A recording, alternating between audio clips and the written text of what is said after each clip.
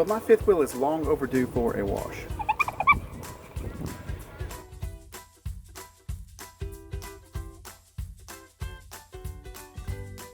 So it's a nice day, perfect day to take on this task, and here are a few tools that I'll be using.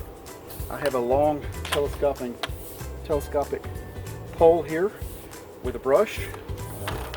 I'm going to start on the roof. And I don't know what the best wash is to use. I've just been using a cheap car wash. It seemed to have worked okay the last couple of times I've used it. So we're going to give that a try again. I'm going to start from the top and work my way down to the bottom.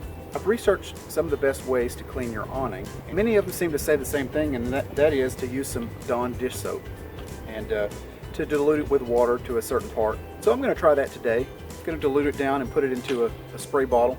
Spray it on the awning, both top and bottom. Roll the awning back up and let it sit for about 10 minutes. Then I'm going to roll it back out and go back over it with my brush. Now I used about a quarter cup of Blue Dawn dishwashing soap to a half gallon of water for my solution.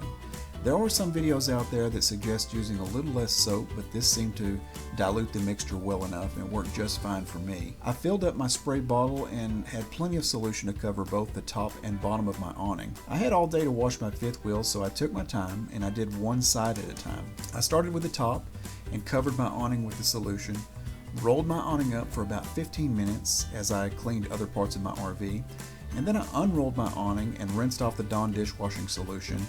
And then I went over it with a mixture containing a half a cup of bleach in my 12-quart bucket of soapy water.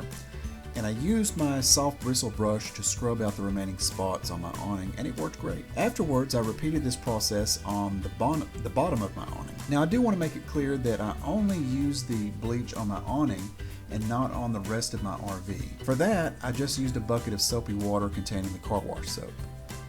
My awning is black and it doesn't show stains like a lighter colored awning would, but I could still tell a very noticeable difference before and after, and I'm confident that this will work well for you. You may need to invest a bit more time getting a lighter colored awning to look clean, at least as much as possible. You will likely have a small stain or blemish somewhere on the awning that seems to persist no matter how much you scrub.